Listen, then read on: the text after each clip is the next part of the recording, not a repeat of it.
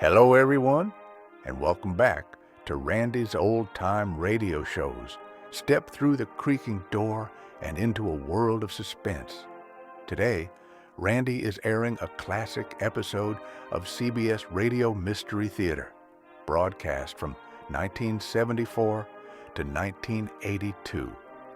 Carried by over 290 stations nationwide, it brought radio back to life with stories of mystery, suspense, and the supernatural.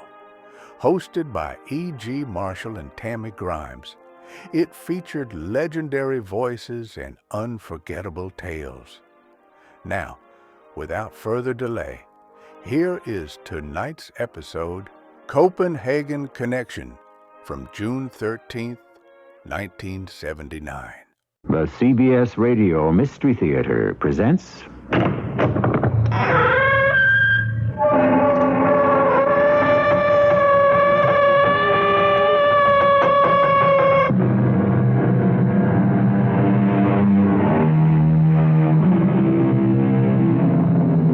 Come in. Welcome. I'm E.G. Marshall. I have a detective friend who from time to time gives me the inside story, a behind-the-headlines report on how the high become mighty, how robbers become barons, and the grand larcenous. This tale of skullduggery I'm about to reveal to you has never been surpassed or even equaled in the annals of crime. But then they don't make crooks like Donald Harvey anymore. At least I hope not. Mr. Kellogg, will you please stop asking me questions? Mrs. Rusk, investigation is my job. There's no way around it. I don't care what your job is. Please, go away. How can I talk to the police when 2 days after my husband's been killed, I get a letter from him as if he was still alive?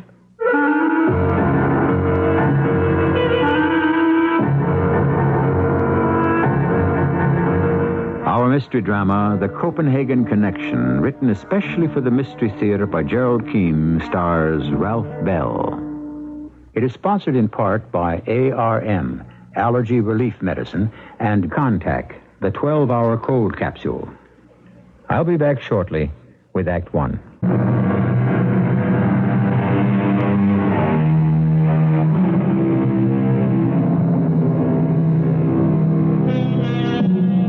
The time is today, or shall we say, quite recently.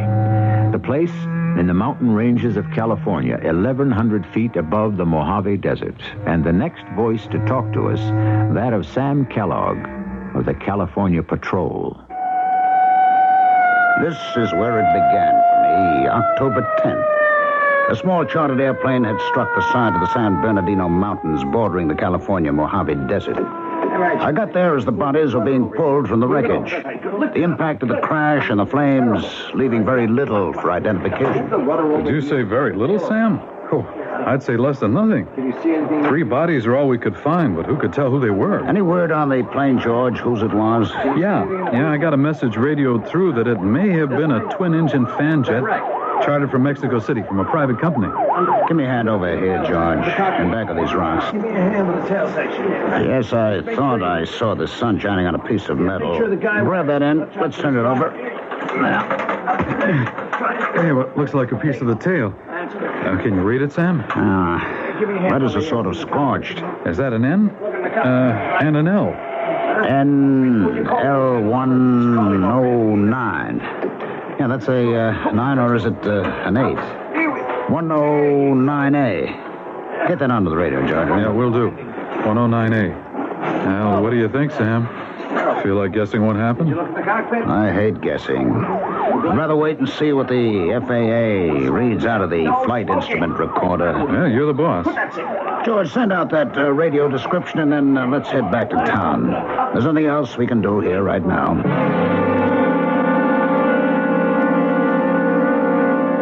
Interesting thing about that flight instrument recorder.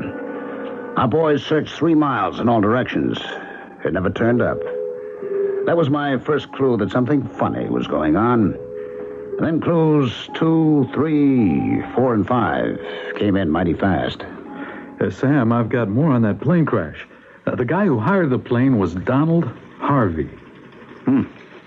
I wonder if it was the Donald Harvey, the one who's made a deal to sing to the Attorney General. Yeah, the king of the dope empire. He's not exactly the king, George. More like the prime minister. Hey, who heads up that big smuggling combine? It's a dame they call the Viking. The whole Copenhagen connection is his baby. The Viking? Yeah, I never heard of him. Yeah, few people have. The Viking stays out of sight. He's never even been photographed. How do they know Donald Harvey was on that plane? Well, his brother identified the remains. Doesn't that beat all? Not even the FBI knew he had a brother. Anyone else identified? Yeah, the two others in the crash were, Juan Rodriguez, a pilot who worked for the Mexican Charter Air Company, and a man who's probably Harry Rusk, Harvey's assistant. That's not much to go on. We do know Harvey was a fugitive. He was indicted in Miami. He got his lawyers to try to cop a plea and has been on the run ever since. Well, that's not all, Sam. I just got a call from a man and his wife who live not 10 miles from where the plane hit. They swore they heard two sounds. One was an explosion in the air right over their heads, and then minutes later, they heard the plane smash into the mountain. Remember asking me yesterday, George, if I wanted to guess? Well, if I was to, I'd say it looks like somebody had a contract out on Harvey and scored a direct hit.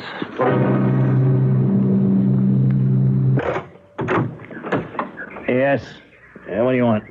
Sam Kellogg, California Patrol. I'd like to speak to Jerry Harvey, the brother of the gentleman who was on that plane. I'm Jerry Harvey, officer. Come on in. What can I do for you, Miss Kellogg? Mr. Harvey, I understand it was you who identified your brother. Is that a fact? Yes, I did. Gruesome experience. If I'm not being too intrusive, I'd like to know how you identified your brother. I saw the bodies at the morgue, and they were so burned and disfigured that even the dental records were useless. That's what I meant when I said gruesome. Naturally, I couldn't ask Linda, that's Mrs. Harvey, to make the identification, so I had to. You see, Mr. Kellogg, we did know Donald would be on that private charter flying up from Mexico City. A kind of, secret visit, you understand, to see Mrs. Harvey. You said visit? Visit his own wife? Yes, yeah, they're estranged and not living together. Linda's staying with me here on the ranch. You mean she's here now? Yes, she is, but she's still very shook up about the accident. It's true they didn't get along, but when a man you marry dies all of a sudden like that, well, that takes a lot out of you. How about answering my question, Mr. Harvey? You were able to identify your brother, Donald Harvey? Yes, there was one piece of clothing I was shown that made me fairly certain. What was that? Just a little piece of a tie. A necktie? Yeah. As I'd given it to Don for his birthday. Had it specially made for him. A tie with a red boat on it. I'd like to see that, if I may. Oh, well, I'm afraid you can't. Oh, why not? Well, after the body was released to me, out of deference to Linda and the family, I had Don cremated. The cause of the crash was as mysterious as ever. I took the next commercial flight out of L.A., touched down in Mexico City, and went to see the widow of the deceased pilot. She wasn't home. I waited.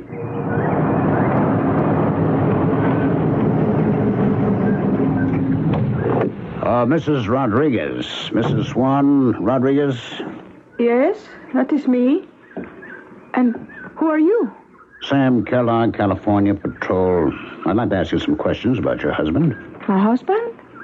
Oh, yes, of course. Anything. We should go into my house. Oh, I've lost my front door key. Where did I leave it? Perhaps you put it on the seat with the ignition key of your beautiful new car. Oh, I see. You are right. That is what I did. I'll get it. I'll come along with you, Mr. Rodriguez. I've never seen one of these big babies close up. Oh, I like it, too. Was your husband's? Oh, no. I just picked it up. Oh. Suede leather seats.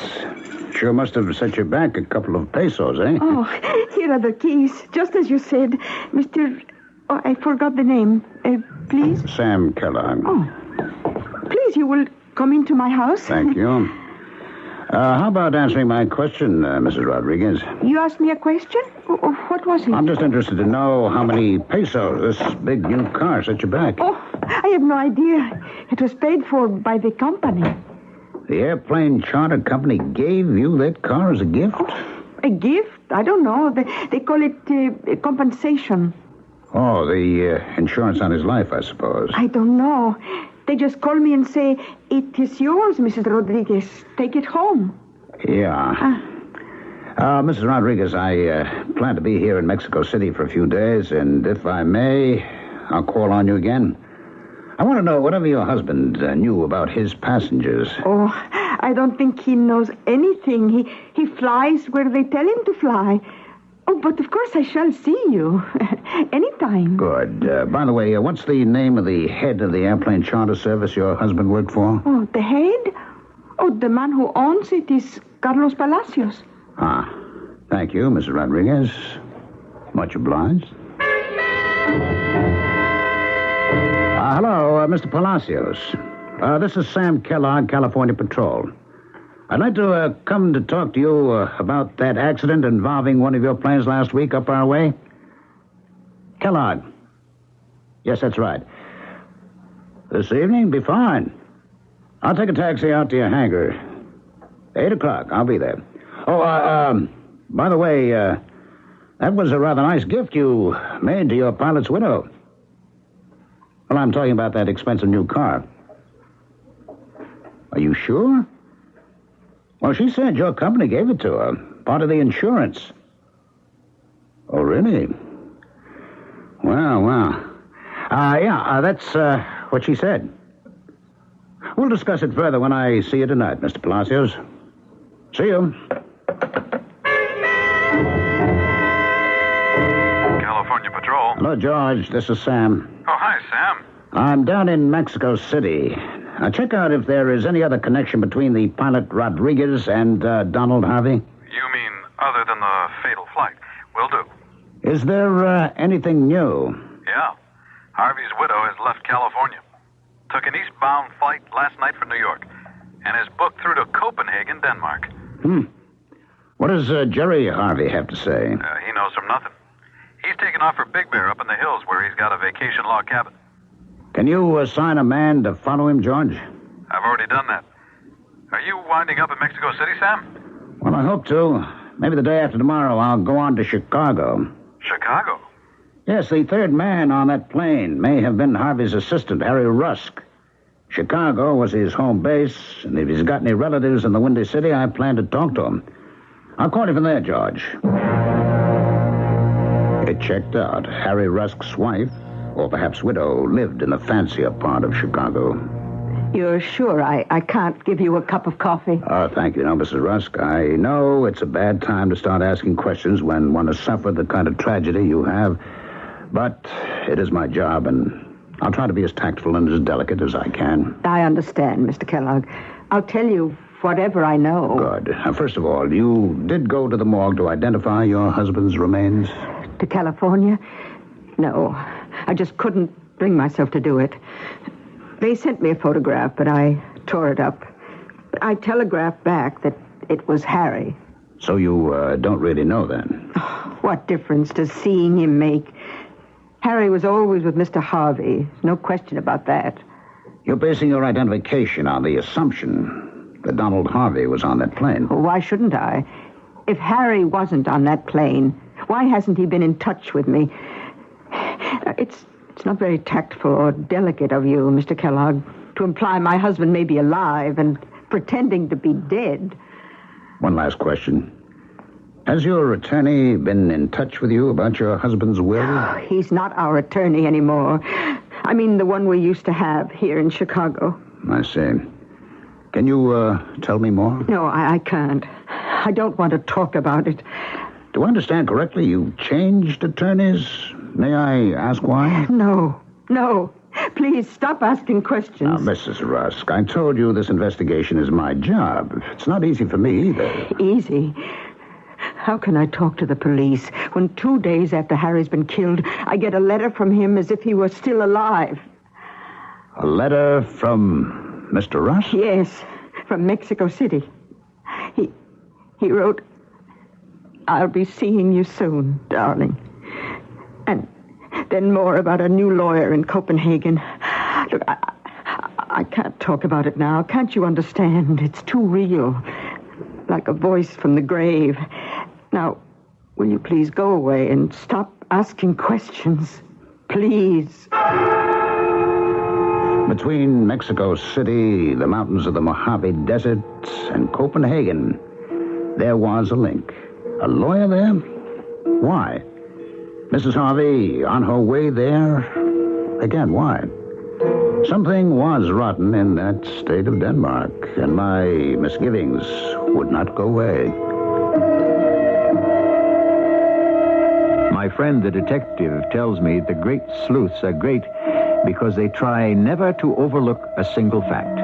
The tiniest bit of fluff in a trouser cuff may hold a clue that sheds a light on a personal act that hides the motive that points a finger at the perpetrator of the crime. There's a nursery rhyme, something like that. I'll try to remember it before the end of today's story, and I'll be back shortly with Act 2.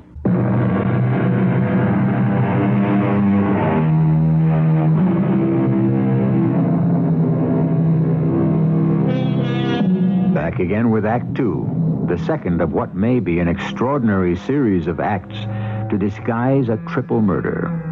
The how it was done, the why it was done, is the mystery that confronts Sam Kellogg as he weighs the evidence in his California office with George Towers, his deputy. You know, George, when the facts don't dovetail, I work from the end back to the beginning. Take Donald Harvey.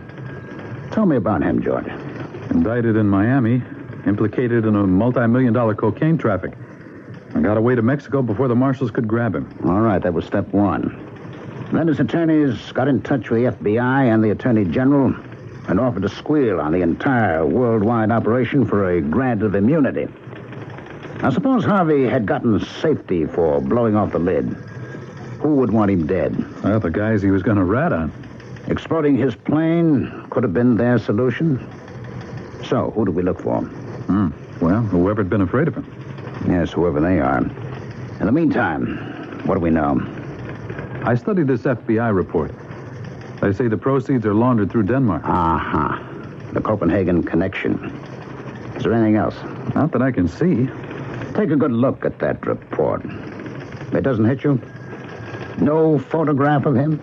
Not a single one? Well, I don't see how that matters now. Oh, you don't, huh? Okay. Now let's count up suspects who may have had a hand in that crash. Any suspects? Everyone. Starting with his brother Jerry, who cremates the body in a real hurry. Well, let's see. Harvey's estranged wife, Linda, who takes a sudden, unexplained trip to Copenhagen. Well, those two are it. Oh, no, there's more. The pilot's wife, Carmen Rodriguez, who gets a gift of 100,000 pesos worth of a new automobile. Who gave it to her? She lies. Yeah, not a very bright dame, I'd say. Well, she's suspect number 3. Perhaps not directly involved, but she knows more than she says. 4, the widow of Harry Rusk.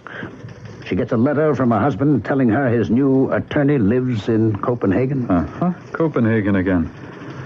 Now, have you got a report on the conversations between the L.A. control tower and the NL-109A before she crashed? Well, you're not going to like this, Sam. Well, all right, hit me. When I checked there yesterday, they told me the taped conversation had been accidentally erased. The plot gets thicker and thicker. What about the flight recorder? It never showed up. Now, we combed the crash area. That doesn't smell good either. Those flight recorders are virtually indestructible. Conclusion? It was never on the plane. Oh, what's behind this? A lot of money. Somebody had to make it worthwhile for Rodriguez in Mexico City. Somebody else had to monkey with the tape in L.A.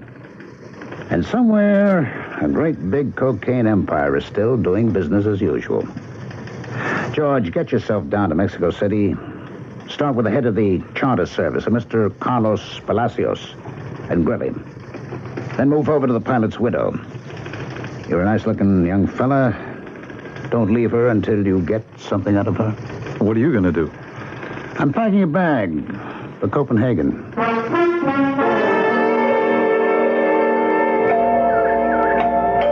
Who is it? Well, why don't you open the door and see, honey? Oh, George. Oh, darling.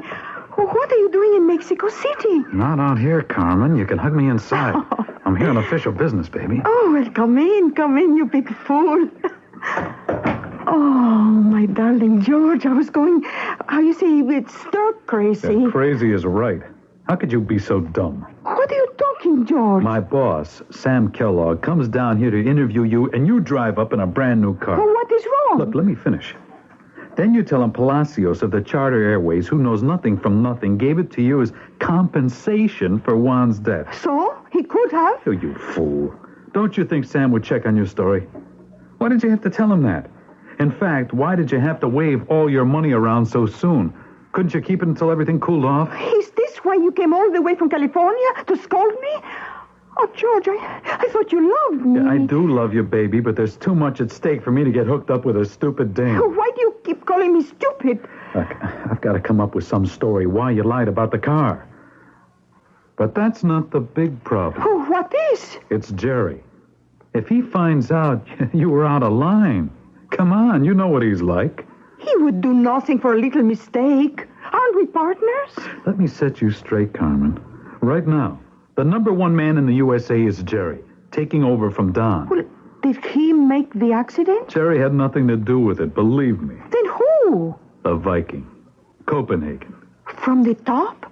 They gave the order? Who else? I mean, Jerry's trying to find out. He's afraid, I think. Maybe Copenhagen doesn't like Jerry either. Jerry could be next. So could you or I. Now do you understand, Carmen? No, George. Oh, thank heavens you're beautiful. It makes up for everything else. You like me, don't you, George? One last word, honey. Lay low. Don't spend any money. You're leaving? But you just got here. Got to put on my shield and go back to California and go see Jerry. Let me make myself clear, Mr. Knudsen. The reason I've come here to Copenhagen is that we're trying to clear up the death of Mr. Donald Harvey, the husband of your client, Mrs. Harvey. Now, there are a number of suspicious circumstances surrounding his death, and I have not yet been able to talk to his widow. Well, I don't think, Mr. Kellogg, I can be of much help to you. There's such a thing as attorney-client privilege, and I'm not free to answer any questions unless I have my client's permission. I understand that, Mr. Knudsen, but my questions are so simple they won't require jeopardizing any confidences. Well, if we can proceed on that basis, by all means. All right, I gather then that you are representing Mrs. Donald Harvey. It's quite true, yes. Were you representing Mr. Harvey before that? I'm afraid I can't answer that. Could you arrange for me to see his widow? Well, when I see or speak to her, I shall ask her, but as yet I haven't seen her. She's in Copenhagen, I believe, but I've yet to hear from her. One last question. Would you say that the matter you wish to discuss with Mrs. Harvey involves a great deal of money? Mr. Kellogg, you tickle me. You've asked what in both our law courts, yours and mine here in Denmark, is called a leading question. Now, I have not seen Mrs. Harvey, nor have I said there was something about which I wish to see her. As for money, a little or a great deal, what difference would that make? Mr. Harvey worked very hard for his money and made a considerable amount, so his widow is likely to benefit. Well, I shall certainly ask if she will see you. Good day, Mr. Kellogg.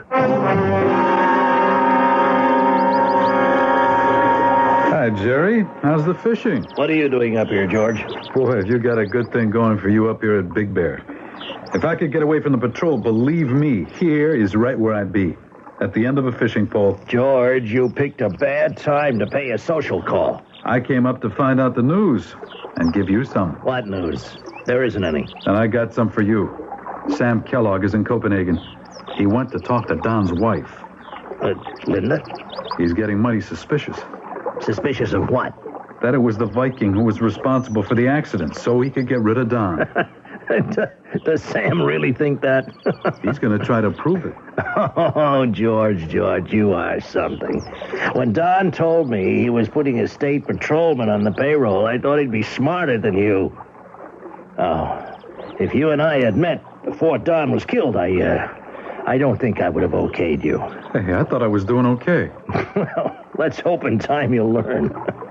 Nobody had anything to do with that plane crash. Not the Viking, none of us. It really was an accident? It was. So you see, when a guy tries to rat on his pals, even though he was my brother, sometimes fate pays him off. Yeah, but that doesn't explain who paid off Carmen Rodriguez or why Linda Harvey hops on a plane for Copenhagen. You're the police officer, George. That's for you to find out. Now, all I know is we got rid of a rat. Now, business as usual. No indictments, no attorney general, no FBI, no hassle. Okay. So if you don't mind, Georgie, I'd like to get back to a little quiet fishing. I killed a day hanging around my hotel in Copenhagen, waiting for a word from Sven Knudsen. Next day, I wired George and then did some sightseeing. When I got back to the hotel, there was a message to meet Knudsen right away at his office. I got to the building. He was in the street, waiting. He jumped into my cab, gave the driver an address, and we were off. Where have you been, Mr. Kellogg? Sven, I don't get you at all. First, you're putting up roadblocks about seeing the lady, and then it's, where were you? An hour ago, I got a call from Mrs. Harvey. She changed hotels twice, and she was staying at a small boarding house under an assumed name. I told her who you were, Mr. Kellogg, and she said to please bring you over right away. Is she in some kind of danger? Well, it's possible. There are those in Copenhagen who will do anything to even the score with her husband. Even now, when Don Harvey is dead? Even now.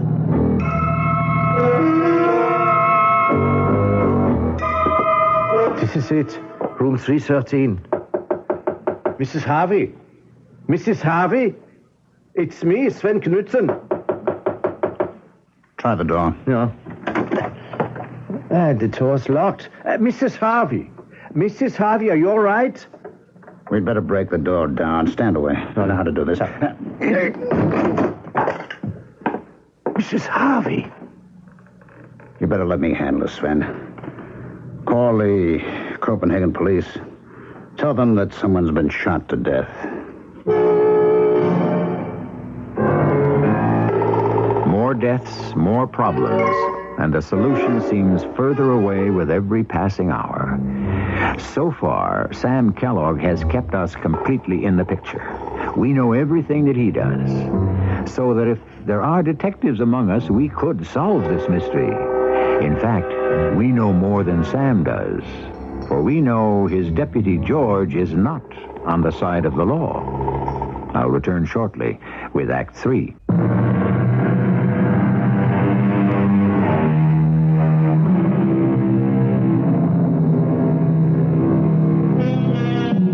That nursery rhyme I was trying to remember that applies to the detection of crime goes like this. This is the farmer sowing his corn that milked the cow with the crumpled horn, that tossed the dog, that worried the cat, that killed the rat, that ate the malt that lay in the house that Jack built.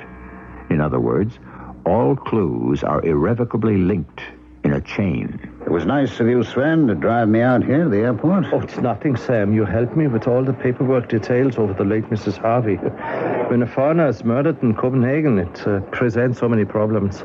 What stumps me is that the coroner reported she'd been dead 24 hours. Yet you said she called you the day we went there. Yes, she did. I'm prepared to swear it. Not an hour before. Well, obviously, whoever called you was not Mrs. Harvey. I wish I could stay on to tie up all these loose threads, but I've got to get back to California. Yes, well, I wish you could too, Sam. I learned a lot being with you. Well, let's hope the Copenhagen police come up with something. One thing I haven't resolved, Sven. That is the matter of Mrs. Harvey's money. Oh, you mean the $1 million deposited in her name? Exactly.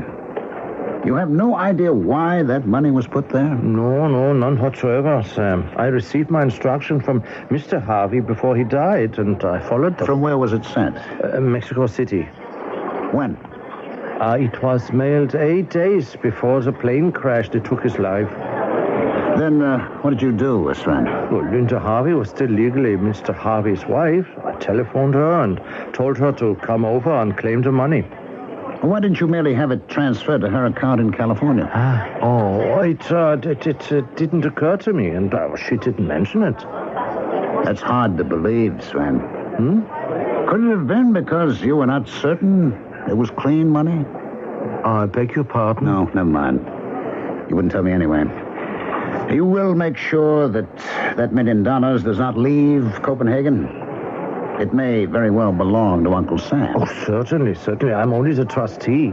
By the way, do you have your plane ticket? Yes, I'm on the Intercontinental noon flight with a stopover in New York. Well, why don't you give me your ticket? I'll have it validated, and so you won't have to stand in line. All right.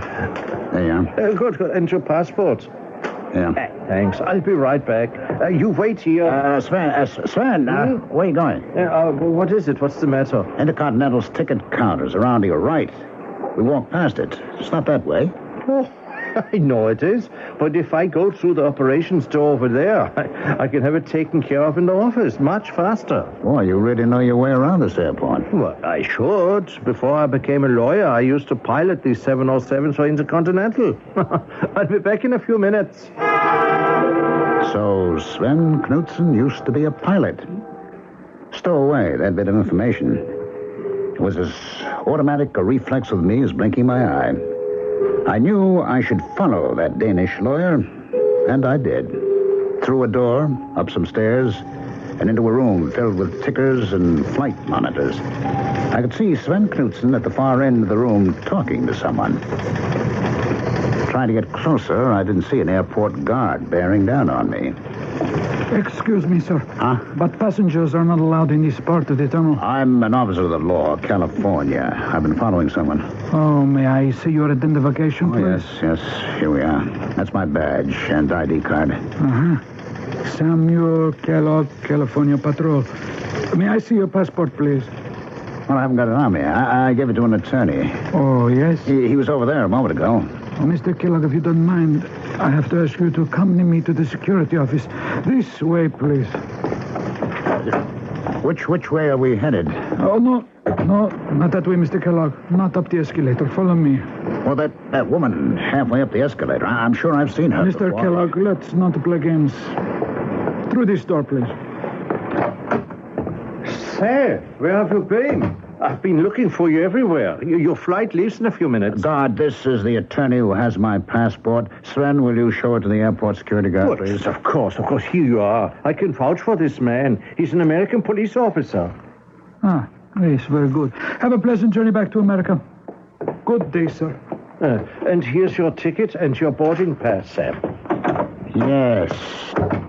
Of course. That's who it was, Mrs. Harry Rusk. Who? I saw her just now going up an escalator in the terminal. What do you suppose she's doing in Copenhagen? I don't know the lady. Oh, come on, Sven. You must. Harry Rusk's wife, Rusk, Harvey's right-hand man. I'm sorry, I was never introduced. Oh, that's me. All right, Sven, thanks again. I hope I see you again soon. Well, why would you wish that? Well, maybe because I learned a lot being with you.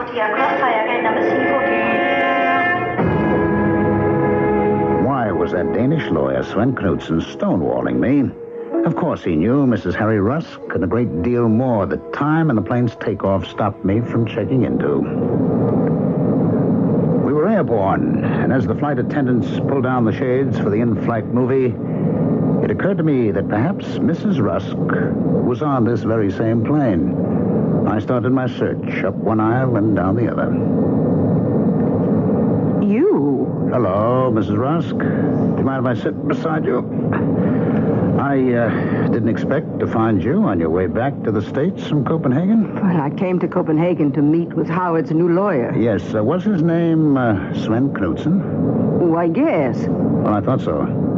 And you came because a large sum of money was to be given to you from your husband? Oh, you seem to know much more about this than I do. Mrs. Rusk, of all those connected with the plane accident, I do believe that you've tried to be honest with me. So I'll be candid with you. What would you say if I said it's possible that your husband is alive? What? That someone took his place on that fatal trip from Mexico City? Oh, you've upset me terribly. Will you excuse me for a moment? Which way are the bathrooms? There are some right up forward. Oh, I want to take something. I really don't feel at all well. Minutes went by. I kept my eye on the forward part of the plane, but it was hard to see anything. After about 10 minutes, I got up and went forward to find Mrs. Rusk. I found her all right, doubled up in one of the toilets. Someone had tried to strangle her, and she had fainted. Mrs. Rusk, how are you feeling? Oh, scared. Scared stiff. All right. Just settle back and take it easy, huh? Oh, I don't know what would have happened if you hadn't found me. All right. That's all behind us. Now, what I'd like you to do is try to recall exactly what happened after you left your seat and went forward to the bathroom. Welcome home, Sam. You look pretty beat. Yeah. You try 6,000 miles in a plane with an attempted murder and an assailant on board who gets away from it. Someone tried to strangle Mrs. Rusk. And although I had the plane searched during our New York stopovers, everybody on the plane checked out and was cleared. Well, that doesn't make much sense. Why would anyone try to kill Mrs. Rusk? I asked myself the same question. Did you get my wire about Mrs. Harvey being shot? Well, I didn't know what to make out of that either. You didn't? It beats me, Sam. Now, let me think about it. Maybe I can figure something out. Yeah, you do that, George. Hey, are you angry at me? No, I'm just tired. I'm going to hit the showers and then the sack. Then I'll tell you where we go from here. Jerry, let me in the cabin. Open up. It's me, George. What in the blazes is the matter with you? You want the whole mountain to know you're here? Sam's back. The crash was no accident, Jerry. You say. Sam says it was fixed. And I tell you, the Viking told me he had no hand in it. That must have been an accident. But it is possible the Viking had a contract out on Don, and whoever had it, may have let it get out of hand. They could have jumped the gun. Sure, it's possible. Anything's possible. But in this business, George, there's a chain of command. And what the Viking says goes. Did he tell you face to face? I never met the man. Don was the only one who ever did. Viking takes care of the shipments, and Don and I did the selling. And that crash was an accident, believe me. All right, Jerry, if you say so. I just wish I'd met your brother, Don. Well, you were just beginning with us. All he could trust you with was the pickups and the deliveries. Now, George, move your tail out of here. George Torrance! Jerry Harvey! This is Sam Kellogg. You are surrounded. I advise you to open the cabin door and come out with your hands up. That's Sam. What's the matter with him? I'll go and talk to him. Hey, Sam! Everything's under control. It's me, George. I know it's you, George. Now, you just tell your friend Harvey to come out that door with you. But, Sam... Don't make me do anything hasty, George. Your hands up. And Harvey's right high in the air. Now, come on out. Both of you. Unless you'd like us to come in there after you.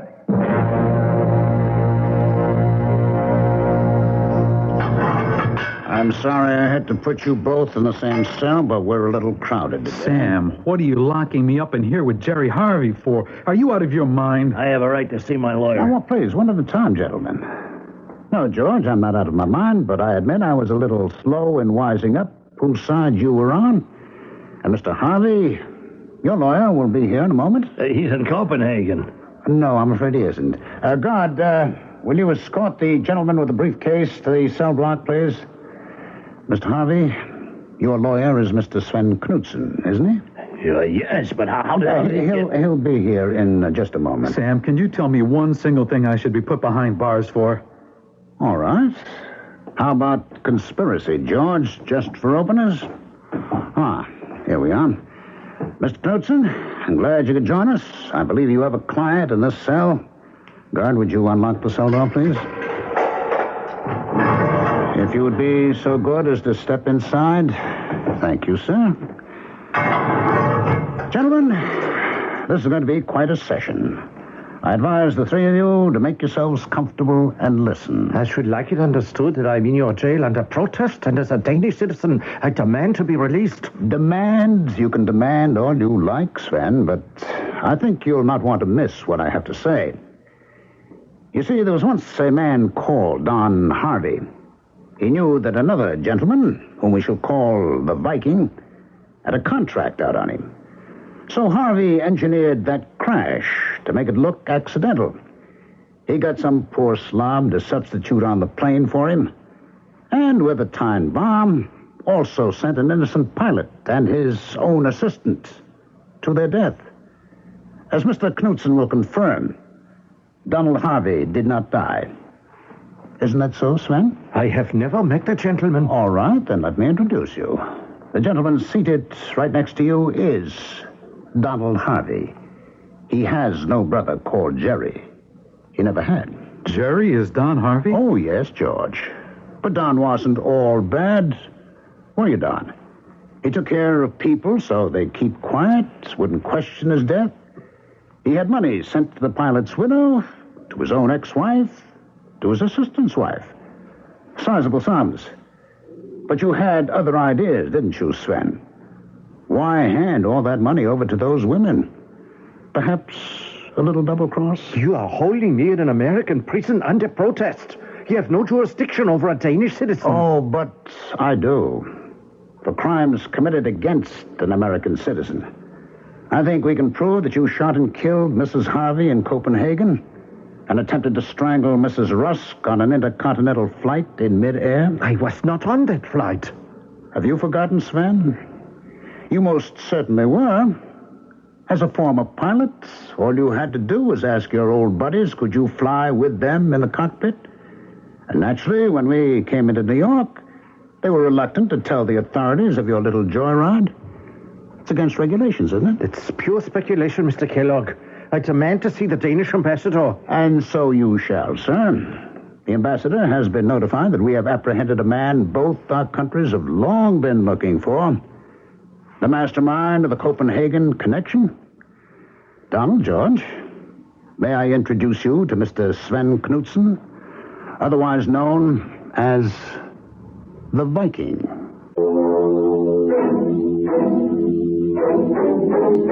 By way of postscript, I'd like to reassure you about one thing. Should you run into any person with a similar name to the characters just portrayed on Mystery Theater, don't be alarmed. Their real names I have kept secret. So you can shake hands with any Sven Knudsen or Don Harvey or George Towers without any hesitation. They are all quite innocent. I shall be back shortly.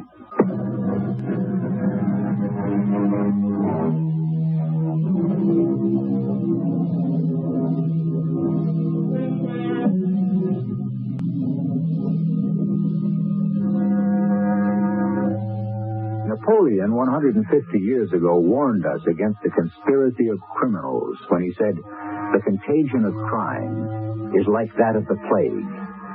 Criminals collected together corrupt each other. They are worse than ever when at the end of their punishment they return to society. A few words, I say, to the wise. Our cast included Ralph Bell, Lloyd Battista, Bryna Raeburn, and Earl Hammond. The entire production was under the direction of Hyman Brown.